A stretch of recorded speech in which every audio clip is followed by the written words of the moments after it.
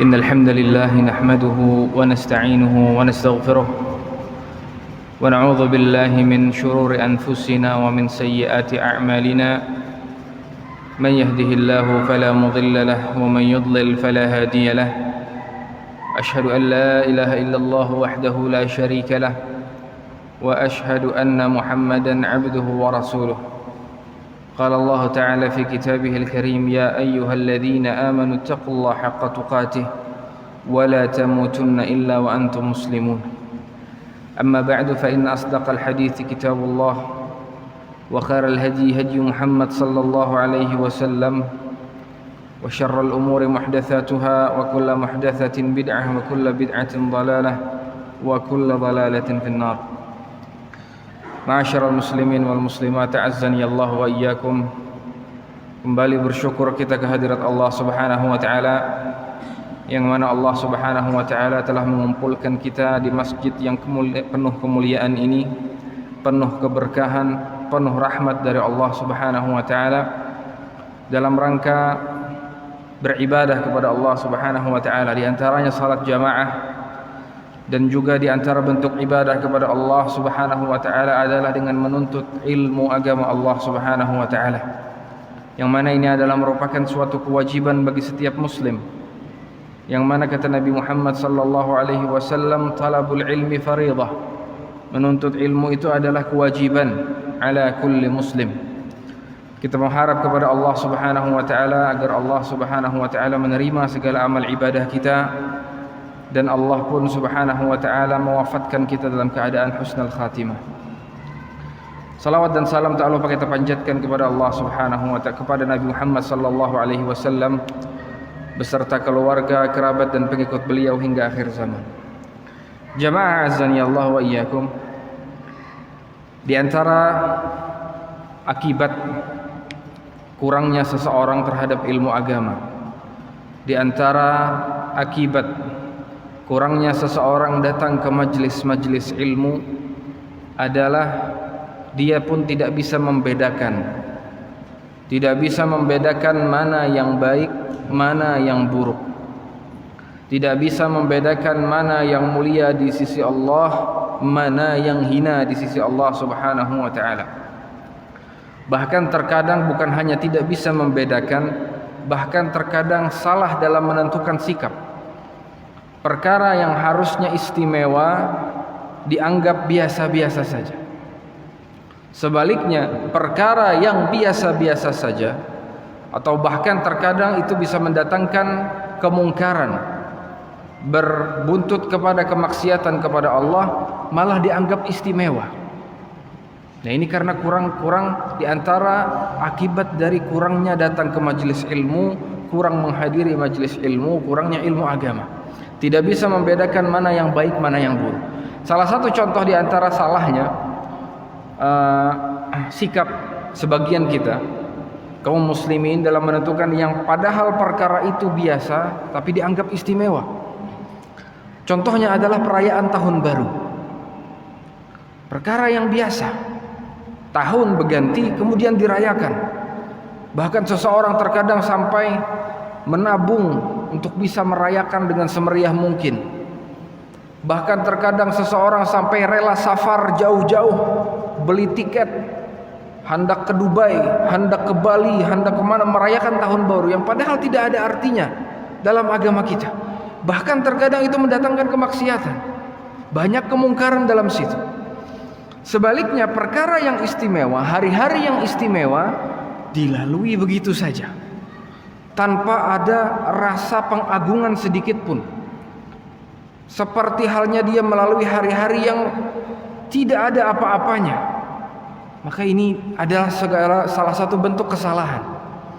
Nah, di antara hari-hari yang spesial ini ada sebuah hari-hari yang Nabi Muhammad sallallahu alaihi wasallam sebutkan inilah sebaik-baiknya hari di dunia, yang insyaallah akan kita masuki beberapa saat lagi, beberapa hari lagi, yaitu 10 hari pertama di bulan Dzulhijjah.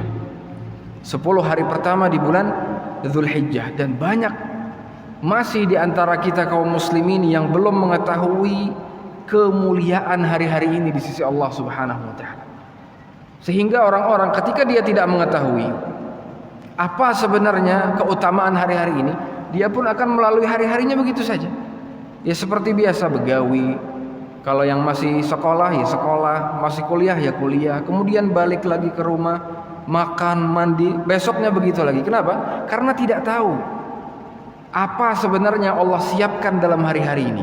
Orang yang faham, orang yang beriman, orang yang tahu akan hakikat keutamaan hari-hari ini, maka dia akan memanfaatkan, memaksimalkan hari-hari ini dengan semaksimal mungkin.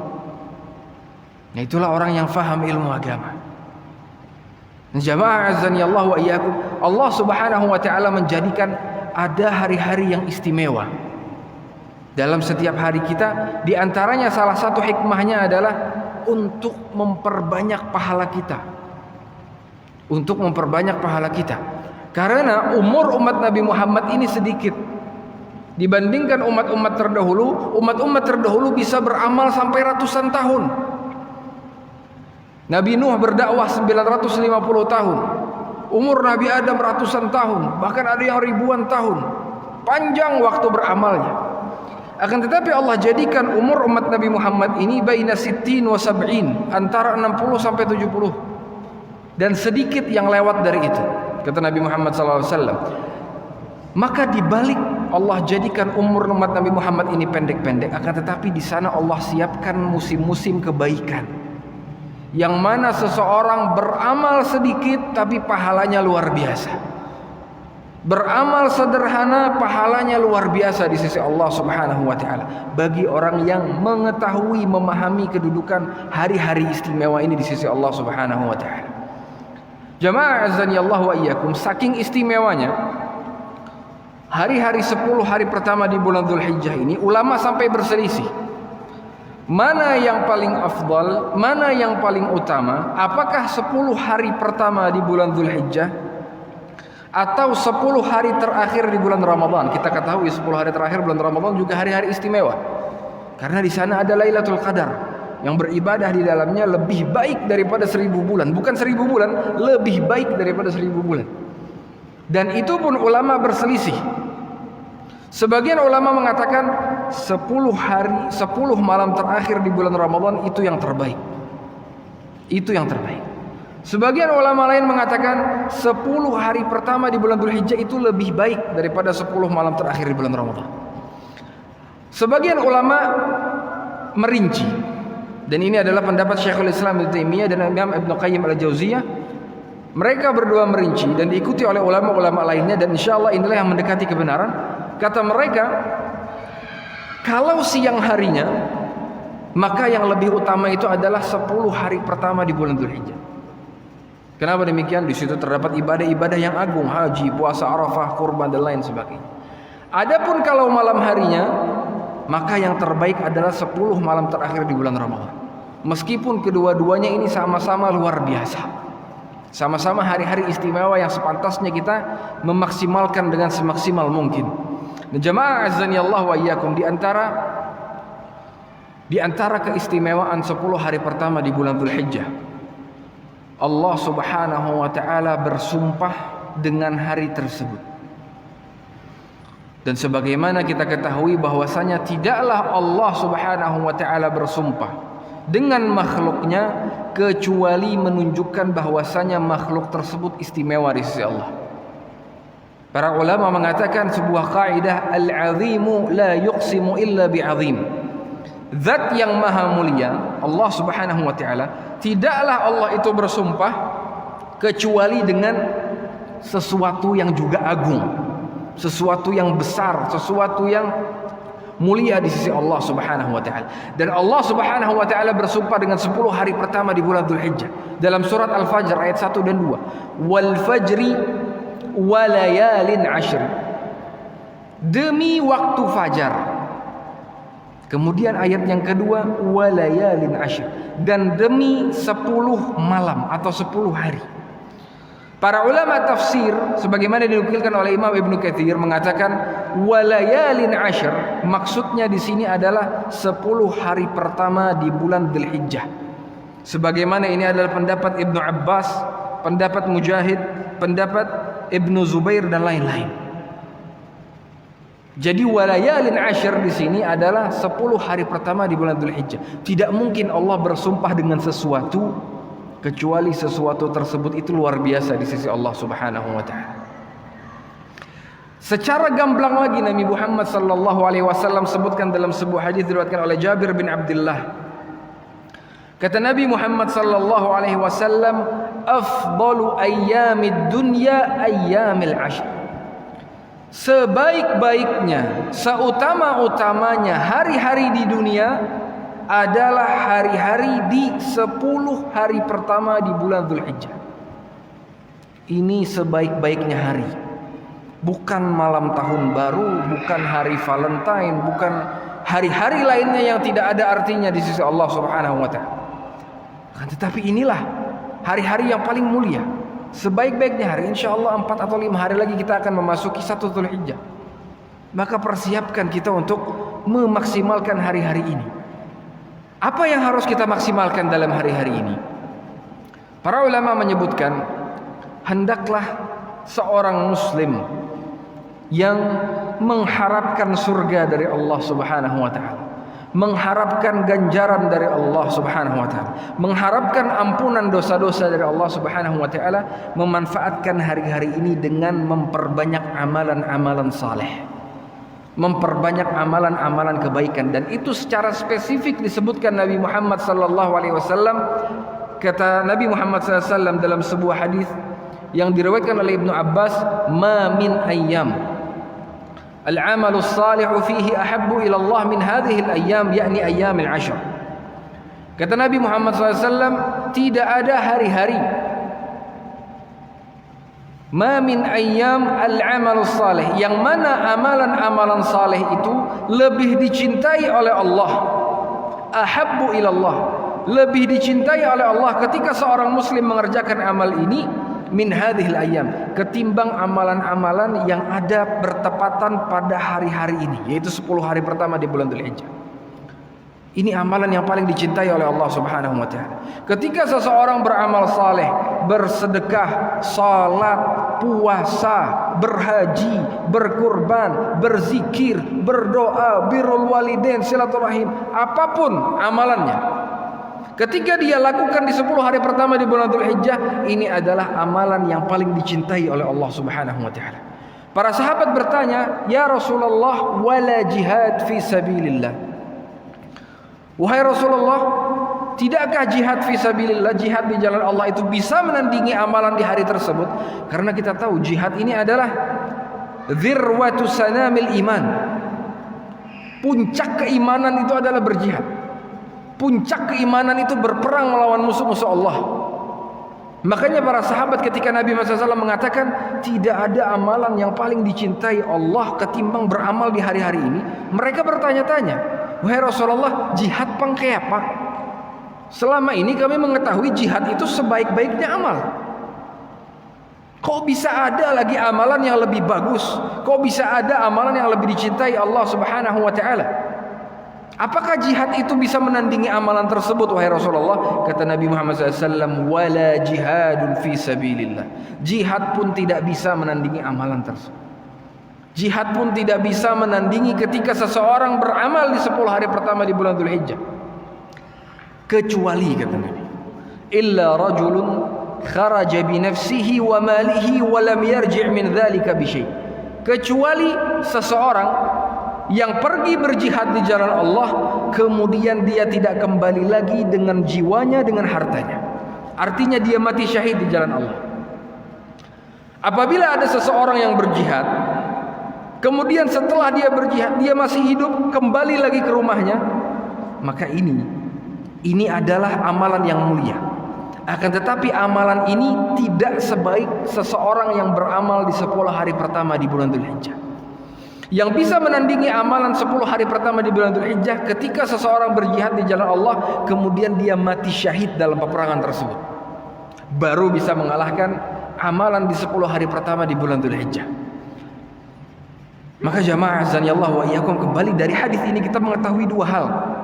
bahwasanya apapun amalannya yang terletak pada hari-hari ini, maka itu adalah amalan yang paling dicintai oleh Allah Subhanahu wa taala. Yang kedua, bahwasanya orang yang beramal pada hari-hari ini, maka dia lebih mulia, lebih baik daripada orang yang berjihad di jalan Allah kemudian dia kembali lagi ke rumahnya. Nah, ini makanya ini hari-hari luar biasa. Sayang memang kadang kita manfaatkan, akan tetapi tidak banyak orang yang mengetahuinya. Sangat sedikit. Berbeda dengan Ramadan. Kalau Ramadan, alhamdulillah negara kita, negara-negara Islam secara umum tahu keutamaan Ramadan, bersiap menyambut bulan Ramadan, memperbaharui keimanannya ketika masuk bulan Ramadan. Namun ketika masuk 10 hari pertama bulan Dzulhijjah, biasa saja. Kenapa? Karena dia tidak mengetahui keutamaan apa yang ada di balik itu semua. Sampai-sampai para ulama salaf terdahulu, mereka apabila masuk 10 hari pertama bulan Dzulhijjah, bersungguh-sungguh dalam beramal.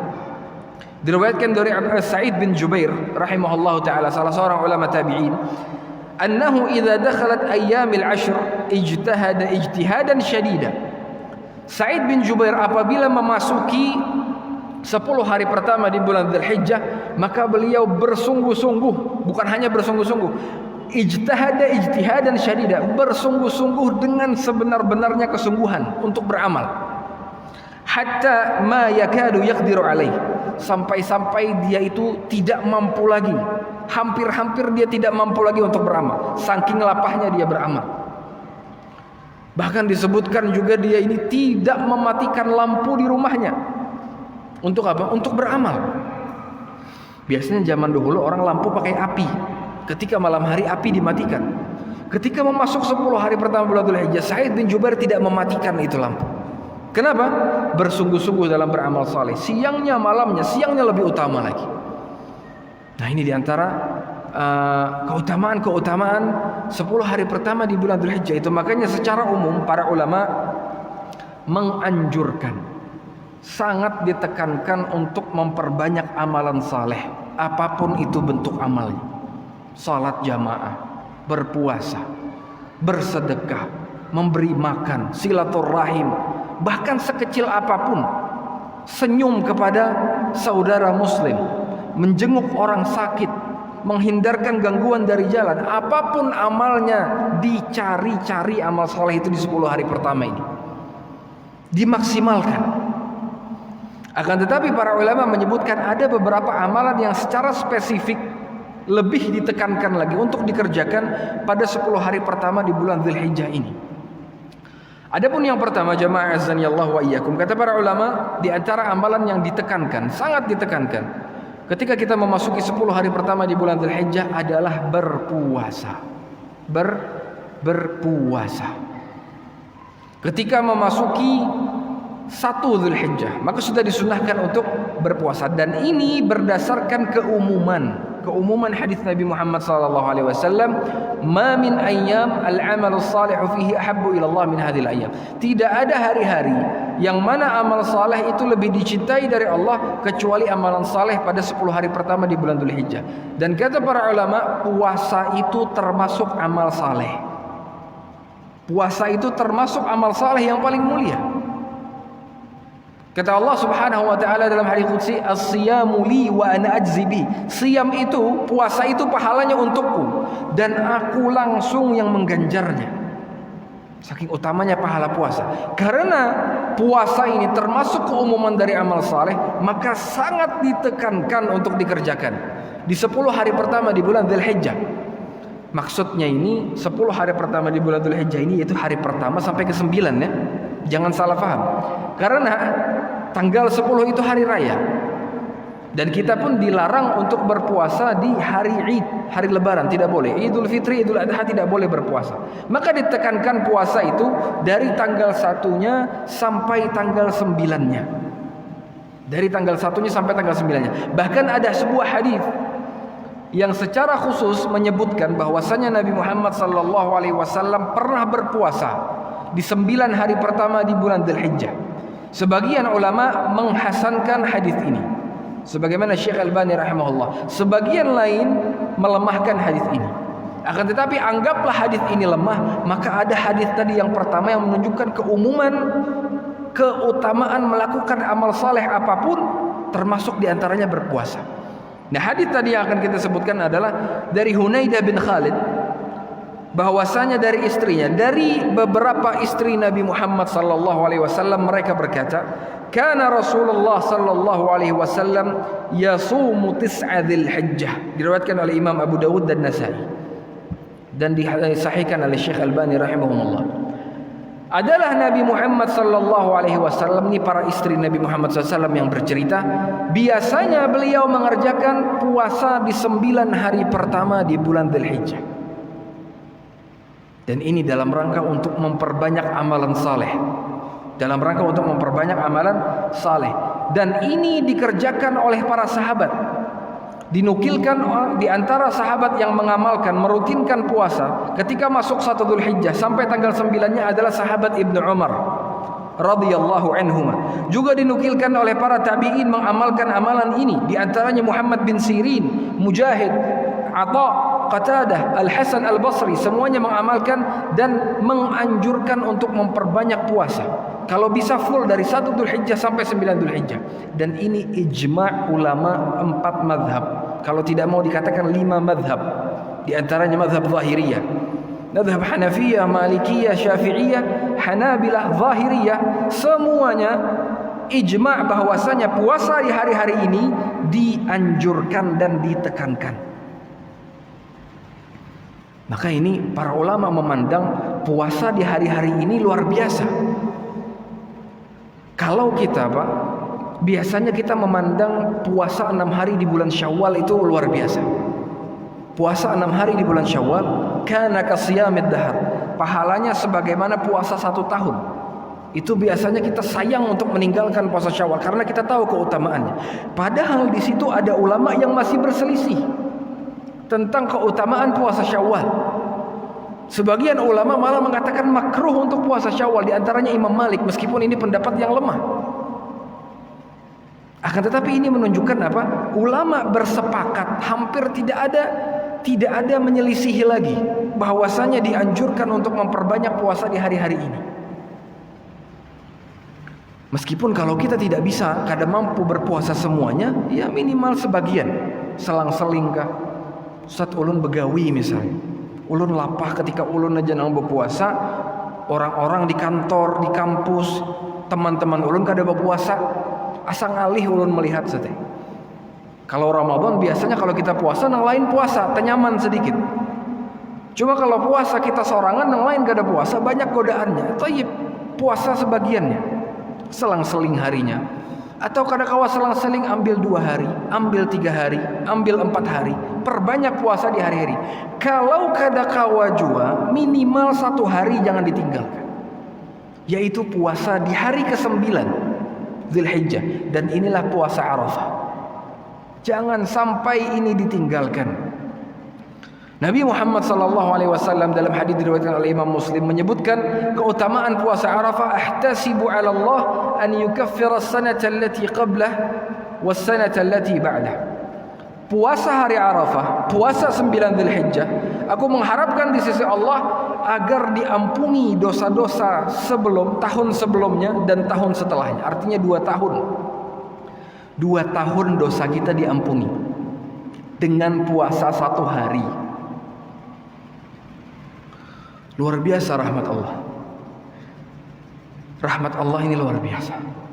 Kita dibiarkan bermaksiat oleh Allah Subhanahu wa taala. Akan tetapi Allah berikan kita waktu 1 hari mengampuni dosa 2 tahun. 1 hari. Maka kurang sayang apalagi Allah ini terhadap hamba-hamba.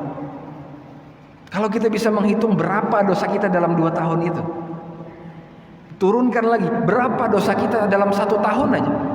Kadang-kala menghitung berapa dosa kita dalam 1 bulan. Masih kadang-kala menghitung berapa dosa kita dalam 1 hari. Dalam 1 hari pun banyak dosa kita.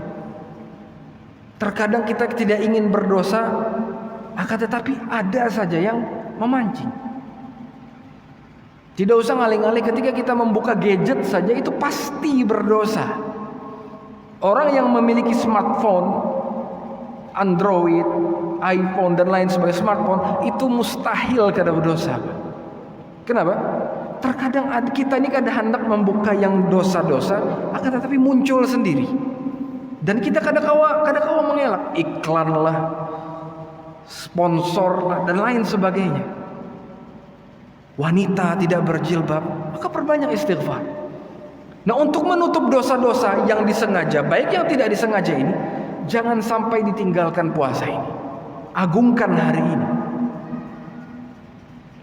Dan ulun tekankan sebuah kaidah yang dikatakan oleh para ulama, di antara kiat bagaimana kita bisa memaksimalkan hari-hari mulia ini, kata para ulama, seberapa besar pengagungan kita terhadap hari-hari ini, sebesar itu pula Allah Subhanahu wa taala memberikan kita taufik untuk memaksimalkan hari-hari ini.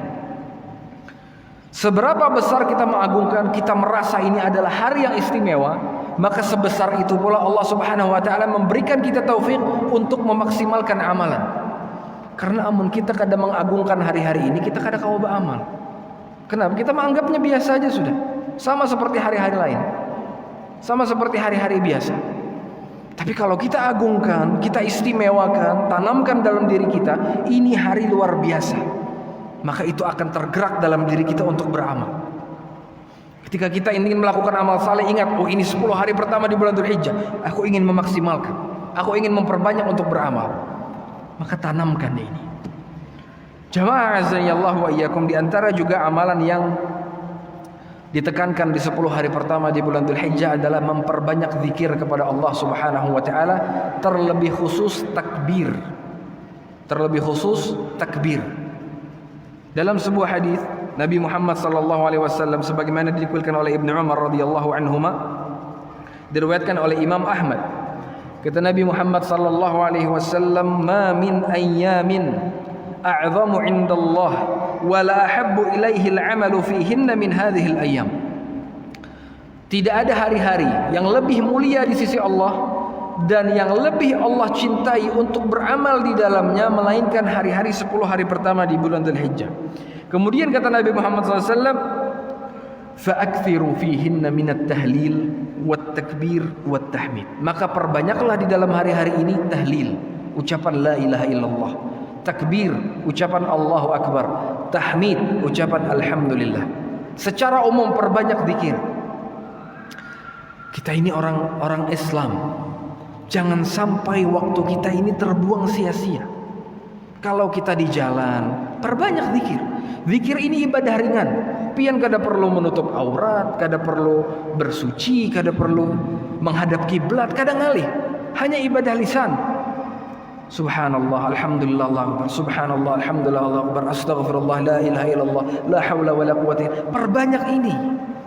Ketika kita di jalan, jangan sampai kita, orang muslim ini ketika di jalan jangan sampai berdiam.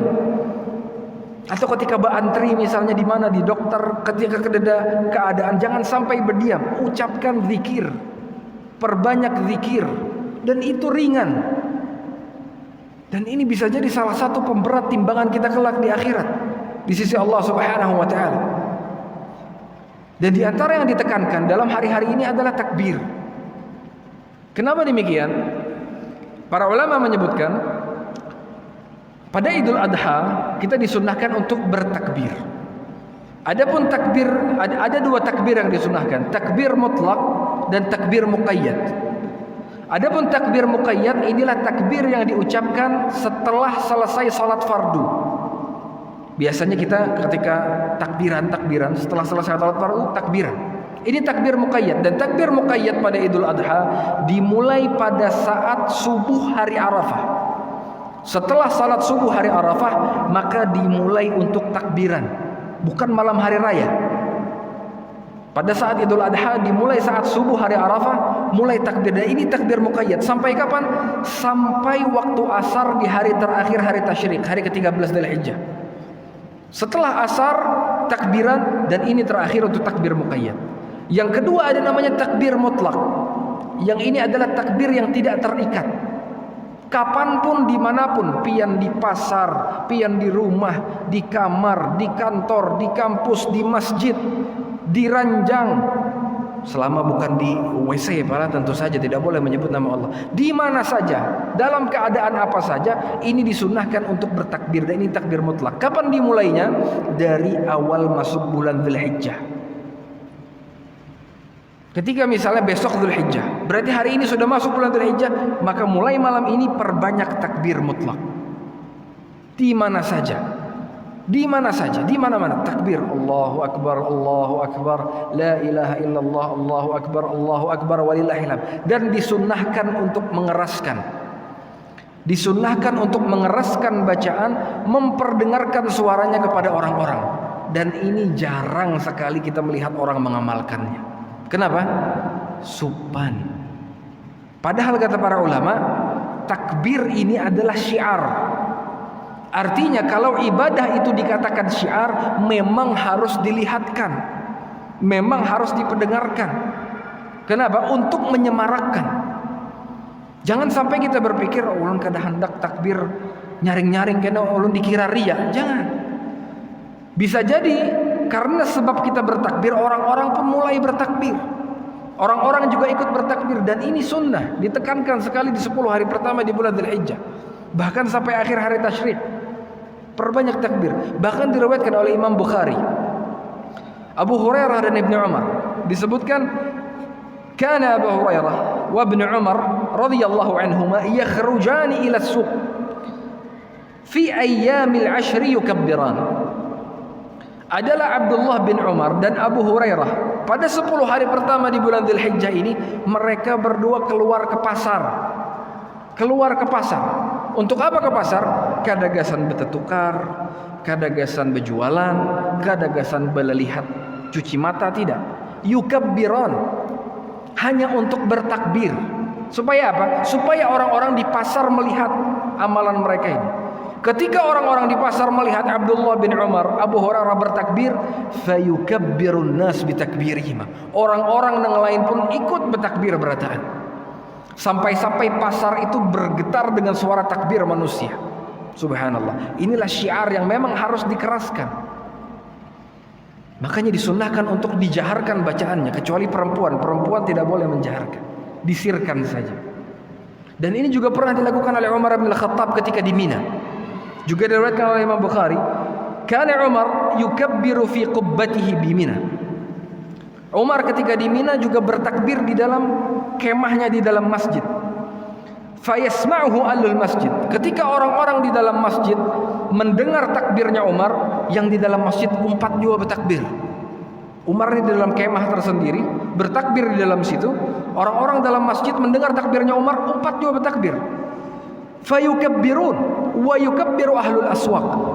Kemudian orang-orang yang di pasar ketika mendengar di dalam masjid abut bertakbir, tumbur lawan takbir, nang di pasar dihiganya umpat juga bertakbir.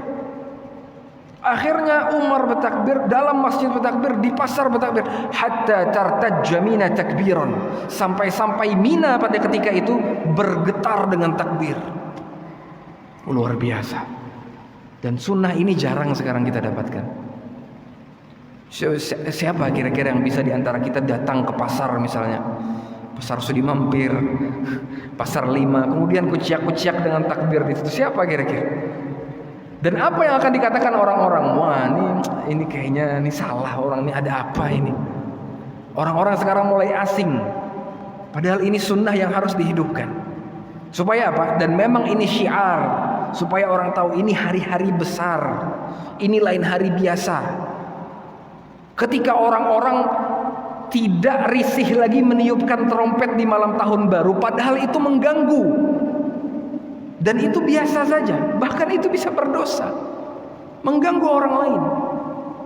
Dan itu dia biasa saja, bahkan berabutan trompet, berabut menukar trompet, hendak juga meniup meramaikan tahun baru. Akan tetapi ketika masalah takbir sopan. Padahal ini yang disunahkan.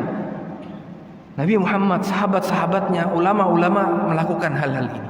Maka ini diantara perkara yang ditekankan ketika kita memasuki 10 hari pertama di bulan Dzulhijjah, untuk memperbanyak takbir. Untuk memperbanyak takbir dari awal masuk Dzulhijjah sampai akhir hari tasyrik tanggal ke-13. Adapun takbir muqayyad tadi sampai waktu asar di hari tasyrik. Jamaah azan ya Allah wa iyyakum. Kemudian yang ketiga, di antara amalan yang sangat ditekankan pada hari-hari ini adalah, dan ini tidak semua orang bisa melakukannya, hanya yang diberi kekuatan oleh Allah secara jasmani dan secara harta. Apa itu, Pak? Haji. Berhaji. Walillahi 'alan nasi hajjul baiti man istata'a ilaihi sabila. Allah mewajibkan bagi manusia berhaji. Bagi siapa? Bagi yang mampu untuk melakukannya. Mampu fisiknya, mampu hartanya. Tidak hanya mampu harta saja. Kalau orang mampu harta tapi tidak mampu fisik, tidak wajib. Kalau orang mampu fisik saja, dan ini kebanyakan kita, tapi tidak mampu harta, juga tidak wajib. Maka yang mampu ini hanya orang-orang, yang wajib ini hanya orang-orang yang mampu secara harta dan secara fisik. Dan inilah seagung-agungnya amalan pada 10 hari pertama di bulan Dzulhijjah, yaitu berhaji bagi yang mampu. Makanya sampai seagungnya amal ini, Nabi SAW janjikan, kata beliau, al-umratu ila al-umrati kaffaratun lima bainahuma. Antara umrah yang pertama ke umrah yang kedua itu adalah sebagai pelubur dosa di antara keduanya. Kemudian Nabi sebutkan, wal hajjul mabrur laisa lahu jazaa'un illa al-jannah. Adapun haji yang mabrur, tidak ada ganjaran yang lebih pantas baginya melainkan surga Allah Subhanahu wa taala. Bagi yang hajinya mabrur. Apa itu haji mabrur? Kata para ulama, ma kana muwafiqan li hadyin Nabi sallallahu alaihi wasallam. Haji yang mabrur itu adalah haji yang sesuai dengan petunjuk Nabi Muhammad sallallahu alaihi wasallam, sesuai dengan tuntunan Rasul sallallahu alaihi wasallam, khalian minar riya was sum'ah, khalisan liwajhillah taala. Yang mana haji itu bebas dari riya, bebas dari sum'ah. Ikhlas semata-mata hanya untuk Allah Subhanahu wa taala. Ketika hajinya tidak ingin dilihat orang, ketika hajinya tidak ingin dipandang orang, ketika hajinya tidak ingin didengar orang, ketika hajinya, ketika pulang ke Indonesia tidak ingin dipanggil haji. Karena sebagian ada, amun ada orang sudah berhaji, kada di kiau haji, kada mau menoleh. Aku sudah larang-larang berhaji. Ini bukan larangan untuk memanggil haji, tidak. Kalau panggilan kita biasa lumrah, Pak Haji, ini tidak masalah insyaallah. Akan tetapi yang masalah ketika harapan kita ketika pulang ke tanah air ini hendak di kiau haji. Ini hati bermasalah. Maka ini tidak ikhlas karena Allah Subhanahu wa taala. Dan ibadah apapun ibadahnya ditekankan di situ ikhlas. Ditekankan di situ ikhlas kepada Allah Subhanahu wa taala. Kemudian jamaah yang selanjutnya, di antara amalan yang ditekankan dikerjakan pada hari-hari ini, dan ini juga seutama-utamanya amal untuk orang yang tidak berhaji. Kalau tadi kita sebutkan seutama-utamanya amal yang dikerjakan pada 10 hari pertama bulan Dzulhijjah adalah berhaji bagi yang mampu. Kalau orang kadang-kala berhaji, maka seutama-utama amal adalah ini, yaitu berkurban. Al-udhiyah, berkurban. Sampai-sampai Nabi Muhammad sallallahu alaihi wasallam, man kana lahu sa'atun, Nabi sebutkan dalam hadis diriwayatkan oleh Imam Ahmad, dihasankan oleh Syekh Albani, man kana lahu sa'atun wa lam yudahhi fala yaqrabanna musallana. Barang siapa yang memiliki keluasan rezeki dan tidak mau, belum juga berkurban, maka jangan hendak beparak lawan masjid kami ini. Jangan beparak. Ini hukuman dari Nabi Muhammad SAW. Amun ikam mampu, amun ikam kawa beisi duit lebih, tapi kada mau juga berkurban, kadusah gini ikam beparak lawan masjid kami.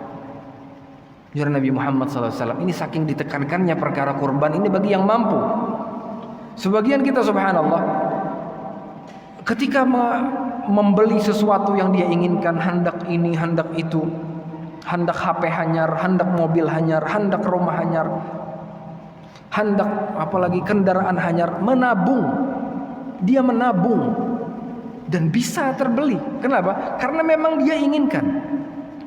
Tetapi berkaitan dengan perkara kurban, perkara ibadah, kainagin dulu. Maka mencari alasan kayak apa caranya supaya ini dikategorikan kada mampu. Atau bahkan juga memang mampu tapi koler masih, tidak tergerak. Maka ingat sabda Nabi ini. Kada dibolehkan beparak lawan Nabi ke masjid bagi nang mampu. Maka selagi masih ada kesempatan kita tidak tahu umur kita ini kapan habis. Kita tidak tahu kapan kita diwafatkan oleh Allah Subhanahu wa taala. Selagi kita mampu untuk melaksanakan ibadah, apapun bentuk ibadahnya maka lakukan. Termasuk diantaranya berkorban. Kita tidak tahu amalan mana yang akan mengantarkan kita ke surga Allah Subhanahu wa taala. Kada tahu kita. Maka jangan sampai kita menunda-nunda lagi. Dan ini menunjukkan lagi bagi yang mampu, yang tidak mampu juga jangan dipaksakan. Yang tidak mampu jangan dipaksakan, karena menurut pendapat yang lebih kuat bahwasanya berkorban ini adalah sunnah muakkadah, sunnah yang sangat ditekankan bagi yang mampu, dan itu aib. Orang yang mampu tapi kada berkorban itu aib. Orang mampu bisi duit kada mau berkorban itu aib. Dan jamaah azani Allah wa iyyakum, sebagaimana ibadah-ibadah lainnya, sebagaimana haji tadi, kurban ini juga ibadah yang ditekankan untuk ikhlas di dalamnya. Tidak berharat-haratan, tidak hendak dipandang, tidak karena kada nyaman. Aku biasa berkorban, orang tahu aku rancak berkorban, maulah aku kada berkorban. Berarti ini niatnya sudah salah. Ini niatnya karena dilihat orang lain, karena ingin diomongkan oleh orang lain. Allah Subhanahu wa taala mengatakan, inna salati wa nusuki wa mahyaya wa mamati lillahi rabbil alamin. Sesungguhnya salatku, nusukku, nusuk kata para ulama di antaranya Ibnu Abbas mentafsirkan nusuk ini dengan sembelihan. Wa mahyaya, dan kehidupanku, wa mamati, kematianku untuk Allah. Apapun ibadahnya lillah, untuk Allah. Jangan sekali-kali hendak mencari panderan manusia, pujian manusia, pengakuan manusia, dan lain sebagainya. La yanalullah luhumuha wala dima'uha walakin yanaluhu taqwa minkum. Allah itu dari hasil kurban kita itu, Allah tidak mendapatkan dagingnya, Allah kada minta. Darahnya pun Allah kada dapat. Yang Allah cari dari kita itu adalah ketakwaan dari kita. Kurban ini bagaimana kadar seseorang bertakwa kepada Allah Subhanahu wa taala. Seikhlas apa ketika dia berkorban menyembelih itu hanya untuk Allah. Kurban ini tidak sembarangan, dia mengeluarkan hartanya. Untuk siapa itu? Kalau hakikatnya dia mengeluarkan hartanya untuk dipandang, nih sapiku ganal, sapiku limosin, misalnya apalah. Insyaallah di sini kededanan kayak itu. Tapi banyak di luar sana yang seperti itu. Sapiku banyak, sapiku lama, difoto, update di status berkorban dulu guys. No. Maka ini, ya akhi, ibadah semuanya ikhlas karena Allah. Harus sekecil apapun ibadahnya pun dituntut untuk bersembunyi. Ini ibadah besar. Jangan sampai, bukan berarti maksudnya kada boleh berkorban ini dengan hewan yang kada ganal. Bukan, tidak. Malah dianjurkan ketika kita memiliki harta lebih, sebesar apa hewan kurban kita, sebanyak apa dagingnya, sebagus apa hewan tersebut, itu pahalanya lebih ganal di sisi Allah Subhanahu wa taala. Namun juga perlu mengatur hati. Seseorang apabila ketika berkurban dengan hewan yang biasa aja, itu rentan untuk riya. Terlebih lagi berkorban dengan hewan yang bagus, itu lebih rentan lagi untuk dimasuki riya, dan iblis bisa bermain di situ. Syaitan menggoda manusia. Wah, ini pinanya di masjid sini ikam aja nah. Sapi ikam aja nang beganalnya nah, ikam nang paharatnya nih ibadahnya. Ini setan mau was-wasi gitu. Maka sebisa mungkin kita nih mengatur hati ini nang kayak apa? Atur hati sedemikian rupa, ya Allah, ini kurbanku hanya untukmu semata, bukan untuk dipuji, bukan untuk orang lain. Ikhlaskan hanya untuk Allah Subhanahu wa taala. Kada perlu difoto-foto, kada perlu dilihat-lihatakan, kada perlu. Ustadz ulun mau moto-moto tuh, ulun ikhlas saja. Ulun ikhlas saja saja. Ini hati-hati. Kata Imam Susi, Beliau pernah berkata perkataan yang luar biasa. Al-ikhlas faqdu ru'yatil ikhlas. Faman ra'a min nafsihi al-ikhlas faqad ihtaja ikhlasuhu ila al-ikhlas. Ini perkataannya harus ditulis lawan tinta emas. Kata beliau, hakikat keikhlasan itu adalah ketika kita tidak melihat keikhlasan dalam diri. Itu hakikat orang yang ikhlas ketika dia tidak melihat aku ini sudah ikhlas ke belum. Ketika dia masih takut didatangi riya, takut didatangi kesyirikan dalam ibadahnya. Itu hakikat keikhlasan. Kemudian kata beliau, "Faman ra'a fi nafsihi al-ikhlas." Barang siapa yang melihat di dalam dirinya sudah ada ikhlas. Oh, aku ini ikhlas saja. Oh, aku ini sudah ikhlas. Faqad ihtaja ikhlasuhu ikhlas. Maka sesungguhnya keikhlasan yang diakuinya tadi memerlukan keikhlasan yang lain. Dua hambalah, ketika kita berkata, insyaallah aku ini ikhlas, keikhlasan itu tidak ada yang mengetahuinya kecuali Allah Subhanahu wa taala. Bahkan diri kita pun tidak mengetahui. Makanya kita ini hanya bisa berusaha untuk beramal dan berdoa, berjuang untuk ikhlas. Akan tetapi tahukah kita amal kita ini ikhlas atau tidak tahu?